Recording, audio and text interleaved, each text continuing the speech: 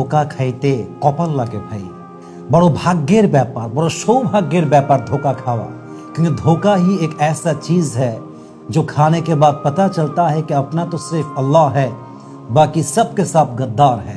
मानुष धोखा खाওয়ার পরেই বুঝতে পারে যে একমাত্র বিশ্বাসযোগ্য ভরসাযোগ্য একমাত্র আপন আল্লাহ, বাকি সব যাদেরকে দেখা যায় এরা সব মুখোশের আড়ালে থাকা বেঈমান গাদ্দার ছাড়া আর কিছু নয়, ঠিক কি না বলেন? So you are so lucky if someone has broken your trust.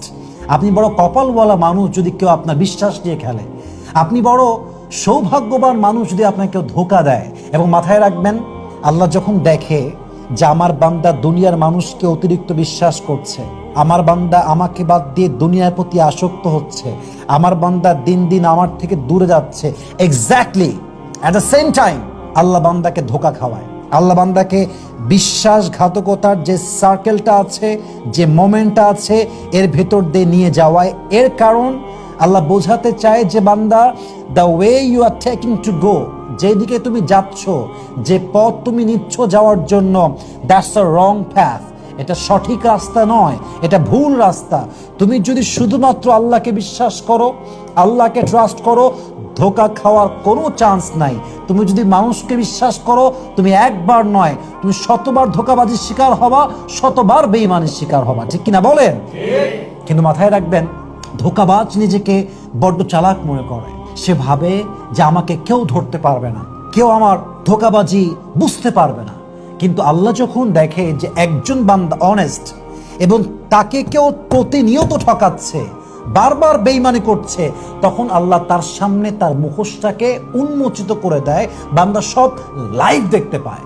এজন্য আমরা ইমানদার হিসেবে চেষ্টা করব, যতই ধোকাবাজির শিকার আমরা হই না কেন, আমরা কাউকে ধোকাবাজির শিকার করব না, কাউকে নিয়ে আমরা প্রতারণা করব না, কারো বিশ্বাস নিয়ে আমরা খেলবো না। তবে যদি বিশ্বাসঘাতকতার শিকার হন, জীবনটা এখানেই এন্ড অফ দ্য লাইফ নয়, your life has just started now.